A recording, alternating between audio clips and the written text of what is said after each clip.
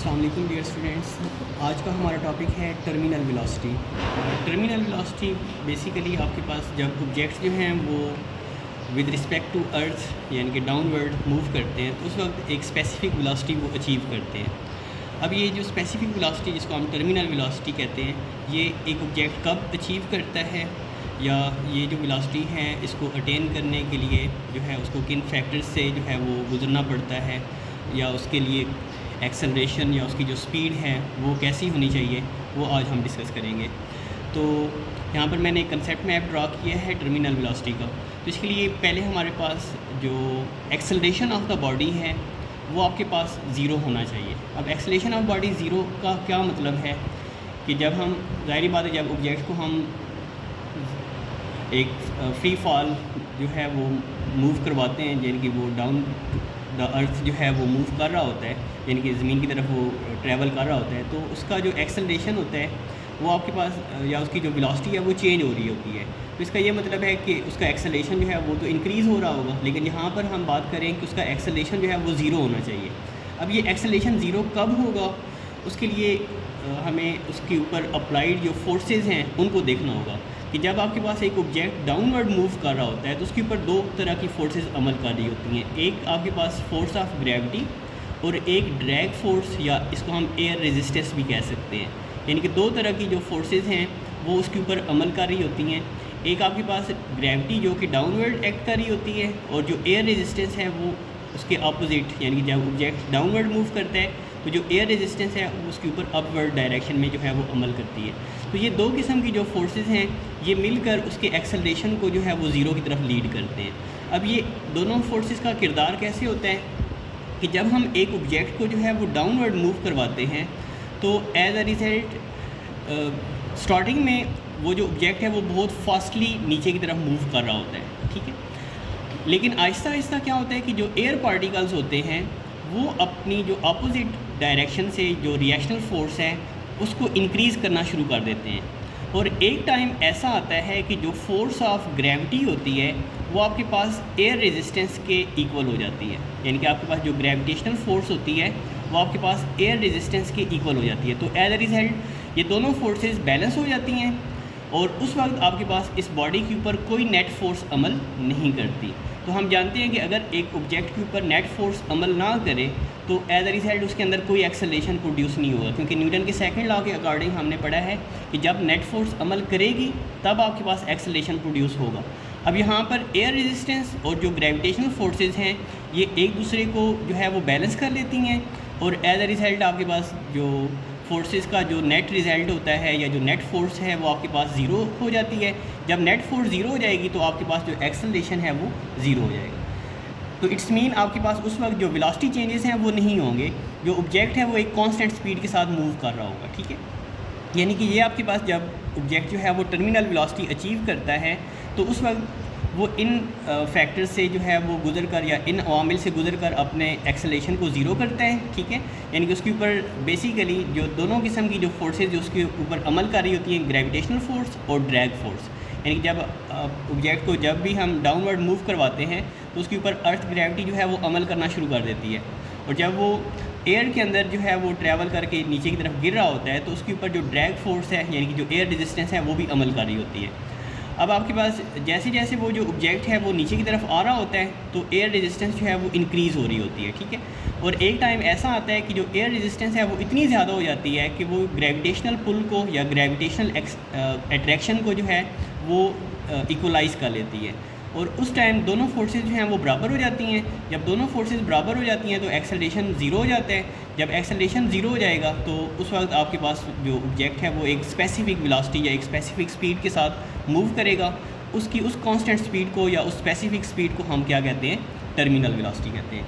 अब इसकी जो फैक्टर्स हैं जो टर्मिनल वेलोसिटी को इंक्रीज़ या डिक्रीज़ कर सकते हैं, सबसे पहले है सरफेस एरिया। यानी कि सरफेस एरिया अगर ज़्यादा होगा तो एज अ रिज़ल्ट आपके पास जो ऑब्जेक्ट है वो स्लोअर मूव करेगा। मींस कि आपके पास मिसाल के तौर पे अगर हमारे पास एक स्टायरोफोम का इतना पीस है, यानी कि आपके पास जो स्टायरोफोम है वो आपके पास लार्जर होते हैं, ठीक है, और एक हमारे पास छोटा सा बॉल है, ठीक है। तो जो आपके पास अब अगर हम इन दोनों को सेम हाइट से जो है वो ड्रॉप करते हैं तो जो स्टायरोफोम है वो स्लोअर मूव करेगा, यानी कि वो नीचे की तरफ, या जिस तरह हम एक पीस ऑफ पेपर को नीचे की तरफ गिराते हैं और एक तरफ हमारे पास छोटा सा स्टोन है, तो जो स्टोन है वो तेज़ी से नीचे की तरफ जाएगा, ठीक है, क्योंकि इसका जो सरफेस एरिया है वो कम है और जो आपके पास स्टायरोफोम है इसका जो आपके पास सरफेस एरिया है वो ज़्यादा है। तो जब सरफेस एरिया ज़्यादा होता है तो उसको ज़्यादा एयर रेजिस्टेंस का सामना करना पड़ता है, यानी कि उसके ऊपर जो एयर पार्टिकल्स जो नीचे की तरफ उसके ऊपर एक्ट करेंगे वो ज़्यादा उसको रेजिस्ट करेंगे। तो एज अ रिजल्ट जो लार्जर एरिया जो है वो आपके पास टर्मिनल वेलोसिटी को या इसकी स्पीड को जो है वो स्लोअर कर देगा। फिर इसके बाद मैस, अगर मैस ऑफ द ऑब्जेक्ट जो है वो हैवियर होगा, ठीक है, यानी कि एक भारी ऑब्जेक्ट होगा और एक तरफ हमारे पास लाइटर ऑब्जेक्ट है, ठीक है, तो जो भारी ऑब्जेक्ट है यानी कि जिसका मैस ज़्यादा होगा वो आपके पास तेज़ी से मूव करेगा, क्योंकि उसके अंदर जो एक्सेलरेशन है या आपके पास जो रेजिस्टेंस है वो उसको अपोज करने की ज़्यादा सलाहियत है। इसके बाद जो एयर डेंसिटी है, अगर आपके पास जहाँ पर एयर मालिक्यूल्स जो हैं वो लाइटर होंगे तो वहाँ पर एयर रेजिस्टेंस कम हो जाएगी, और जहाँ पर एयर डेंसिटी जो है वो ज़्यादा होगी, यानी कि जो एयर मालिक्यूल्स हैं वो करीब होंगे, उनकी डेंसिटी ज़्यादा होगी, तो वो उस ऑब्जेक्ट को ज़्यादा अपोज करेंगे और एज अ रिजल्ट जो ऑब्जेक्ट है वो स्लोअर मूव करेगा। यानी कि जो एयर रेजिस्टेंस है वो इस तरह से असरअंदाज होती है कि अगर आपके पास एयर डेंसिटी जो है वो ज़्यादा है, यानी कि डेंसर एयर है, तो जो ऑब्जेक्ट है वो स्लोअर मूव करेगा, और अगर एयर डेंसिटी जो है वो कम है तो ज़ाहिरी बात है कम एयर डेंसिटी जो है वो कम अपोज करेगी, तो जो ऑब्जेक्ट है वो फास्टर मूव करेगा। तो ये आपके पास वो फैक्टर्स हैं जो ऑब्जेक्ट की टर्मिनल वेलोसिटी को इंक्रीज़ या डिक्रीज़ कर सकते हैं। फिर हम इसको जो है वो प्रैक्टिकल लाइफ में इन चीज़ों को कहाँ पर ऑब्ज़र्व करते हैं, जैसे आपके पास स्काई डाइवर्स जो पैराशूट से जो है वो ट्रैवल करते हैं, मींस कि जब वो एक स्पेसिफिक हाइट पर जाकर वो जंप आउट करते हैं तो वो अपने पैराशूट को ओपन करते हैं, ठीक है। तो अच्छा, अब जो टर्मिनल वेलोसिटी होती है ना, ये एक ऑब्जेक्ट के लिए अचीव करना लाजमी होता है या ज़रूरी होता है। उसकी रीज़न क्या होती है कि अगर टर्मिनल वेलोसिटी अचीव नहीं होती है तो एक ऑब्जेक्ट की वेलोसिटी इतनी ज़्यादा हो जाएगी कि वो आउट ऑफ कंट्रोल हो जाएगा। मींस कि आपके पास जो स्काई डाइवर्स जैसे अगर वो एक स्पेसिफिक हाइट से जाकर जो है वो अपने यानी कि छलांग लगाते हैं, तो अगर उनकी वेलोसिटी इंक्रीज़ हो रही है तो वो ज़मीन के ऊपर आके धड़ाम से गिरेंगे। मींस कि उनके लिए मैनेज करना या उसको कंट्रोल करना जो है वो पॉसिबल नहीं होगा। तो ये जो टर्मिनल वेलोसिटी होती है ये इनकी स्पीड को लिमिटेड करती है, इनको इन्फिनिट की तरफ नहीं जाने देती, क्योंकि आपके पास जो जब एक्सेलरेशन ज़ीरो हो जाता है यानी कि फोर्सेज जो हैं वो बैलेंस हो जाती हैं, तो जो ऑब्जेक्ट्स हैं वो एक रीज़नेबल वेलोसिटी के साथ जो हैं वो मूव करते हैं, जिसको हम आसानी से कंट्रोल कर सकते हैं, यानी कि इसको हम सेफ़र वेलोसिटी भी कहते हैं। यानी कि जो टर्मिनल वेलोसिटी है या आपके पास वो सेफ़र वेलोसिटी होती है जो पैराशूट वाले यानी कि जो स्काई डाइवर्स हैं उसको अचीव करने की कोशिश करते हैं ताकि वो सेफली जो है वो लैंड कर सके। इस तरह आपके पास जो रेन ड्रॉप्स हैं, अगर क्योंकि ये भी आपके पास बहुत ज़्यादा हाइट से गिरते हैं, तो अगर ये बहुत ज़्यादा वेलोसिटी जो है वो अचीव करेंगे तो एज अ रिजल्ट जब ये ज़मीन के ऊपर आकर गिरेंगे तो बहुत ज़्यादा यानी कि नुकसान का सबब बनेंगे। इस तरह जो आपके पास डस्ट पार्टिकल्स हैं वो भी यानी कि जब मूव करते हैं तो वो भी एक स्पेसिफिक यानी कि जो वेलोसिटी है वो अचीव करते हैं। तो ये आपके पास यानी कि जो टर्मिनल वेलोसिटी है हम इन ऑब्जेक्ट्स के अंदर या इन कंटेंट्स के अंदर जो है वो ऑब्जर्व कर सकते हैं, ठीक है। तो ये तो इसका कंसेप्ट मैप था। अब हम इसको बुक के अकॉर्डिंग जो है वो डिस्कस करते हैं। कहते हैं कि when an object falls freely it is accelerated by an amount of g = 10 metre per second square. यानी कि ये हम जानते हैं कि जब आपके पास फ्री फॉल यानी कि जब ऑब्जेक्ट जो हैं वो फ्रीली मूव कर रहे होते हैं तो उनके ऊपर एक्सेलरेशन g जो है वो आपके पास एक्ट करता है, और उसकी अमाउंट कितनी होती है यानी कि उसकी जो वैल्यू है वो 10 मीटर पर सेकेंड स्क्वायर होती है।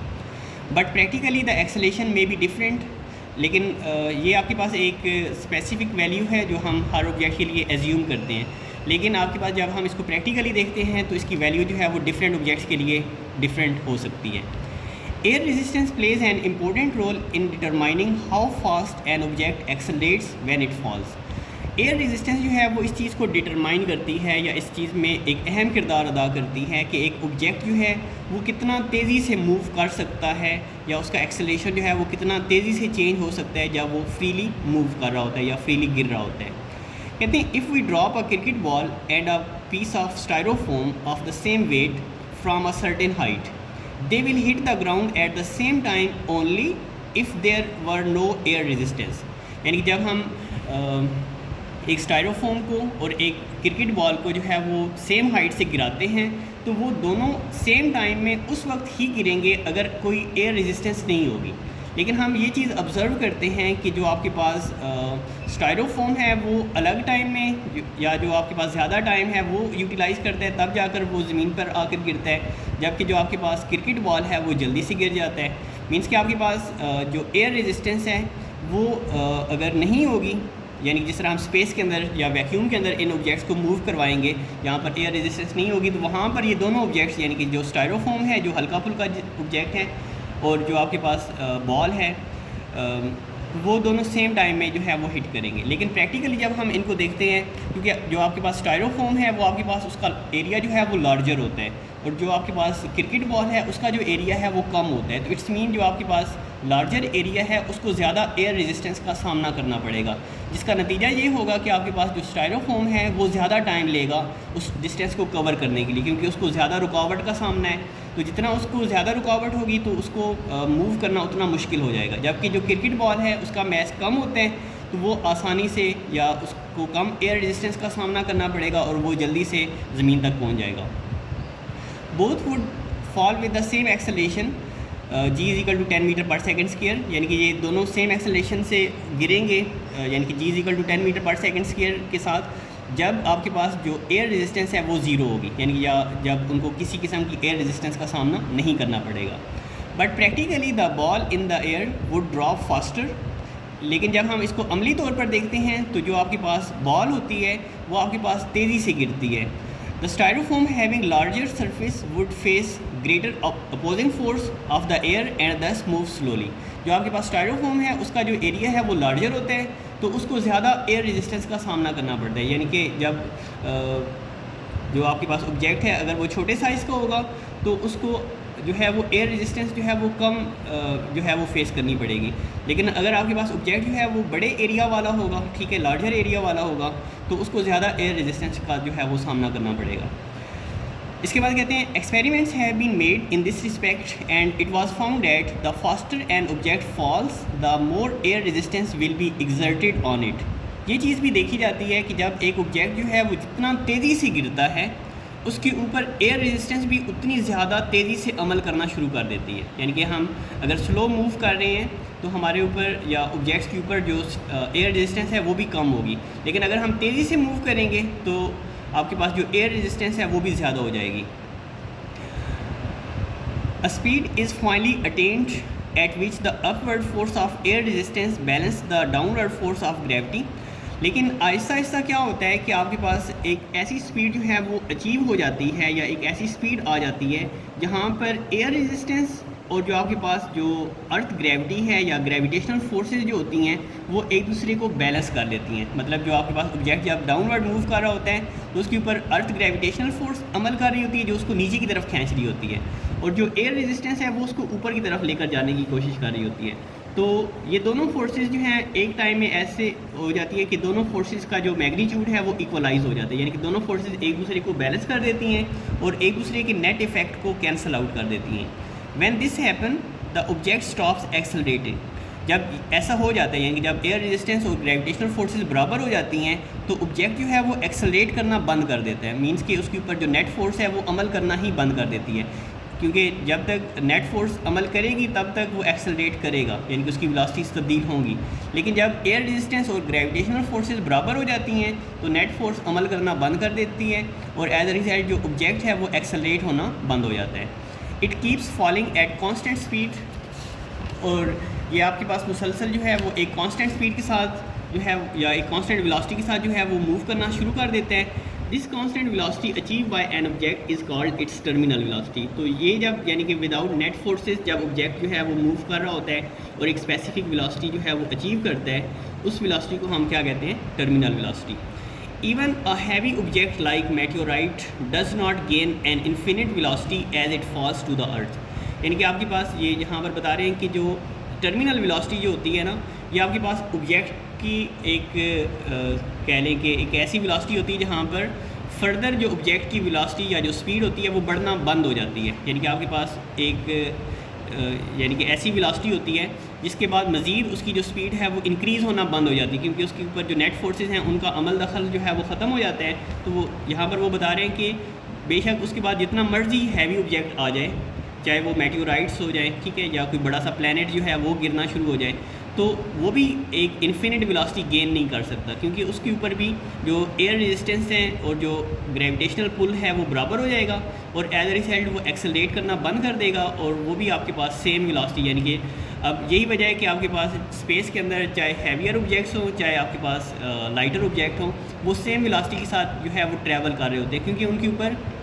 जो तमाम किस्म की नेट फोर्सेस जो होती हैं वो एक्ट करना बंद कर देती हैं। तो एज अ रिजल्ट उन सब की जो वेलोसिटी है वो सेम हो जाती है। तो टर्मिनल वेलोसिटी बेसिकली वही वेलोसिटी है कि जब आपके पास नेट फोर्सेस जो हैं वो अमल करना बंद कर दें, और एज अ रिजल्ट आपके पास एक स्पेसिफिक जो स्पीड है या एक कांस्टेंट स्पीड जो है वो अचीव हो जाए। तो even a heavy object like meteorites does not gain an infinite velocity as it falls to the earth. This principle applies to the paratroopers. अब नेक्स्ट इसकी एप्लीकेशन हैं, हमने कंसेप्ट मैप में भी 3 डिस्कस की हैं। तो यहाँ पर एक जो एप्लीकेशन है वो उन्होंने बताई हुई है कि जो पैराट्रूपर्स हैं वो इसको फिर प्रैक्टिकली ऑब्जर्व भी करते हैं। Air resistance acting against the large surface area of the parachute allows for a descent. यहाँ पर ये जो डिसेंट है ये आपके पास वो असेंडिंग और डिसेंडिंग ऑर्डर जो होता है। तो डिसेंडिंग का क्या मतलब होता है? ऊपर से नीचे की तरफ आना। तो जो पैराशूट होते हैं वो ऊपर से नीचे की तरफ ट्रैवल कर रहे होते हैं। तो जब एयर रेजिस्टेंस जो है उनके लार्ज सरफेस एरिया के साथ अगर हिट करती है, तो लार्ज सरफेस एरिया के साथ हिट होने के बाद जो एयर रेजिस्टेंस है वो ग्रेविटेशनल फोर्स के साथ जो है वो इक्वलाइज हो जाती है, और एक डिसेंट जो आपके पास, यानी कि जब पैराशूट जो हैं वो नीचे की तरफ ट्रैवल कर रहे होते हैं, यानी कि नीचे की तरफ लैंड कर रहे होते हैं, तो उनको एक सेफ़र वेलोसिटी जो है वो प्रोवाइड करते हैं। मीन्स कि आपके पास जो टर्मिनल वेलोसिटी होती है इसको हम ऑब्जेक्ट की सेफ़र वेलोसिटी भी कह सकते हैं, क्योंकि यहाँ पर आकर ऑब्जेक्ट की जो वेलोसिटी है वो फर्दर इंक्रीज़ होना बंद हो जाती है, यानी कि उसको हम आसानी से जो है वो मैनेज कर सकते हैं। तो यहाँ तक।